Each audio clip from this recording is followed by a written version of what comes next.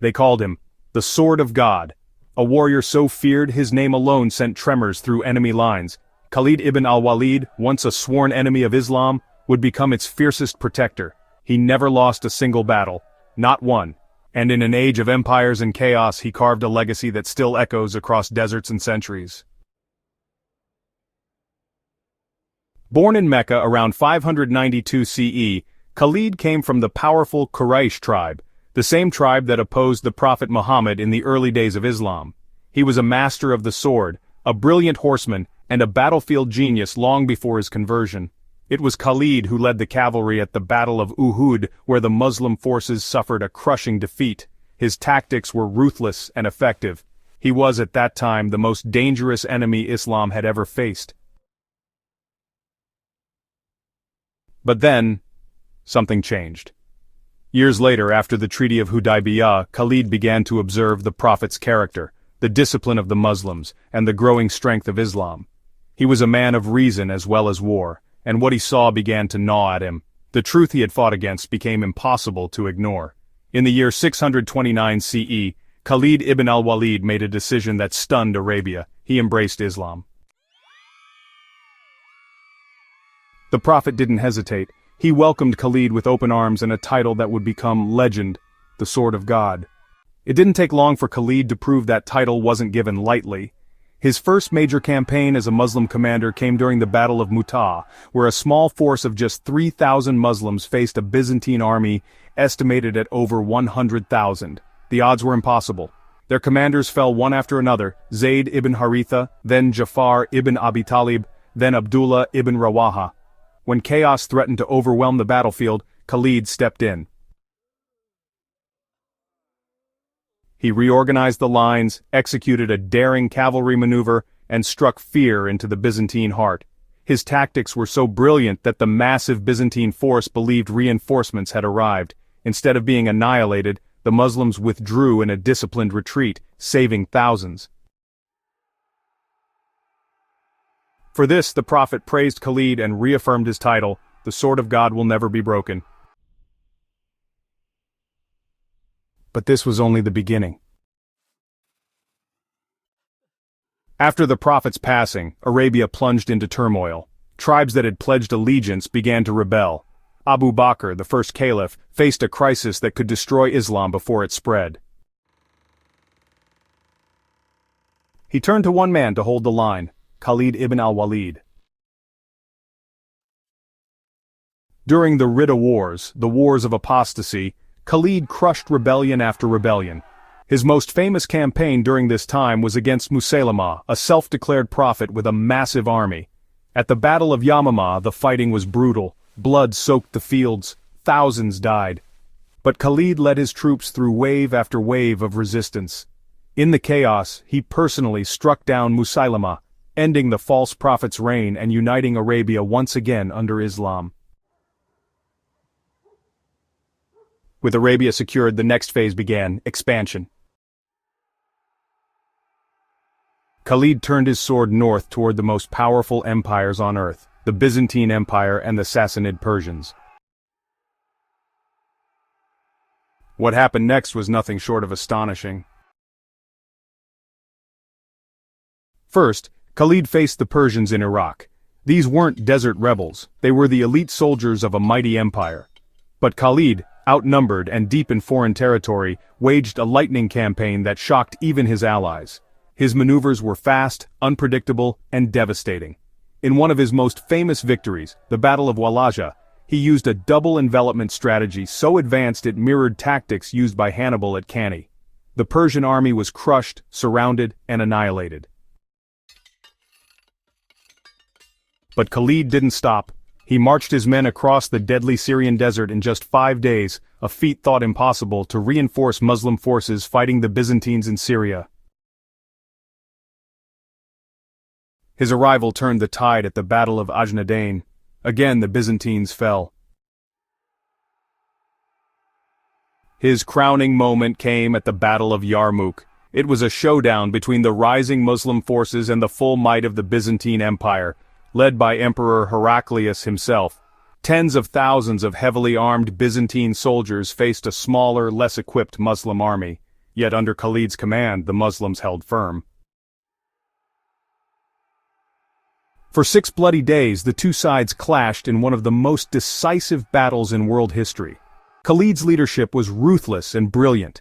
He shifted units with surgical precision, exploited terrain, and launched counterattacks that shattered the Byzantine lines.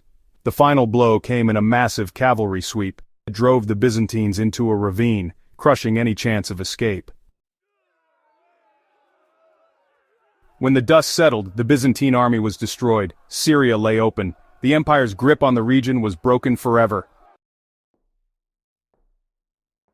Heraclius, in defeat, is said to have looked back and whispered, "Farewell, Syria, what a beautiful land you are, and what a pity we must part." Khalid Ibn Al-Walid had done what no one thought possible. He had defeated 2 superpowers in rapid succession, not with numbers, not with wealth, but with speed, strategy, and unshakable belief. And through it all, he never lost a single battle, not one. Yet despite his unmatched record, his rise stirred jealousy. Some began to fear his growing influence. Caliph Umar ibn al-Khattab, though a great admirer of Khalid's brilliance, worried that Muslims might start attributing victories to Khalid instead of God, and so in a quiet but stunning move, Khalid was removed from command. He accepted it without protest, no rebellion, no pride, just humility. In the years that followed, Khalid lived in quiet dignity. He was a warrior to the end, yet he died not on the battlefield, but in bed, a fate he regretted. He once said, "I fought in so many battles, and there is no spot on my body without a scar. And yet here I am, dying like a camel." Khalid ibn al-Walid's unmatched victories sent shockwaves across the ancient world. But with his removal from command by Caliph Umar, the greatest general in Islamic history stepped away from the battlefield, not with anger, not with vengeance, but with humility that defined his character. He never questioned the decision, he never demanded recognition, he simply obeyed. Yet the world had already carved his name into stone. The very empires he once humbled still studied his strategies, fearing the possibility that another commander like him could rise. For the soldiers who had fought under him, no other leader ever matched his instinct, his courage, or his ability to snatch victory from certain death. Even out of uniform, Khalid's presence was felt. His tactics became textbooks for future Muslim generals. His campaigns were remembered not just for conquest but for their precision, speed, and minimal waste of life. He was not a butcher, he was a surgeon of war. Every strike, every maneuver had a purpose, and his enemies respected him for it. But the legend of Khalid did not end on the battlefield.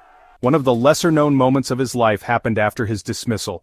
A man approached him and said, "You are the sword of God, and yet you sit here ignored." Khalid's answer was simple, quiet, and powerful. "I fight for Allah, not for Umar." He understood something that few war heroes ever do. The mission is greater than the man. Khalid's ego never clouded his purpose. That's why his legacy survived long after his body turned to dust. But fate had one final twist for the undefeated warrior. As years passed, Khalid's health began to decline. Not from battle wounds, though his body was covered in them, but from the deep frustration of dying on a bed. He had once said, "I've sought martyrdom in every battle I fought. Not a single drop of blood came from cowardice." Those closest to him reported that in his final days he wept, not from pain, but from sorrow. He cried not because he feared death, but because death would come to him in peace, not in combat. Imagine that. A man who stood at the gates of Damascus, who had crossed scorching deserts with barely enough water to survive, who had faced elephants and chariots and empires, now lying in stillness, waiting for a gentle end. Before he passed, Khalid left behind a message. He said, "If I die, bury me with my sword and my armor. Let me meet my Lord with the tools he gave me to defend his truth." And so they did. His funeral was quiet, but the grief was thunderous. Across Arabia and beyond, news of his death spread like wildfire. Some refused to believe it, others broke into tears. Even his former enemies paid respect, recognizing that an era had ended. But even in death, the sword of God remained sharp. Centuries later, military historians still study Khalid's brilliance. His forced desert march from Iraq to Syria is considered one of the greatest maneuvers in military history, on par with Alexander the Great and Napoleon. His ability to defeat numerically superior forces with inferior resources inspired countless leaders, Muslim and non-Muslim alike. Western military analysts have called him the master of mobile warfare. His swift, unrelenting assaults are compared to blitzkrieg tactics centuries before the term existed. But Khalid didn't need machines. He had vision, discipline, and an army that trusted him with their lives. Even more astonishing is the sheer scale of his career. In less than a decade, Khalid Ibn Al-Walid fought over 100 battles, major and minor, and never tasted defeat. He shattered the Persians in Iraq. He crushed the Byzantines in Syria. He reunited a fractured Arabian peninsula. He altered the map of the known world, and he did it all without seeking power or title. He never built a palace. He never sat on a throne. He never wore a crown. He died with only his sword, his armor, and the prayers of those who knew what he had done. To this day there is no confirmed grave for Khalid ibn al-Walid. Some believe he was buried in Homs, Syria. Others say his tomb was lost in the turbulence of history. And maybe that's fitting. Perhaps the sword of God was never meant to rest in one place.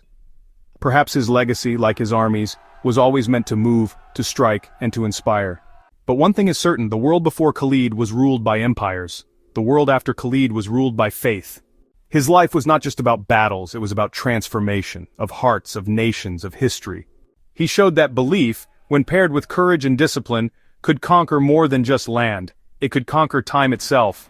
And now, over 1400 years later, we still speak his name with awe.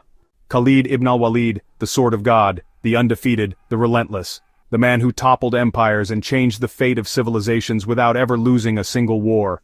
He was more than a general, he was a storm. If this story moved you, if it taught you something new, or simply left you in awe of history's forgotten heroes, then like, comment, and subscribe for more powerful stories from the past that shaped our world.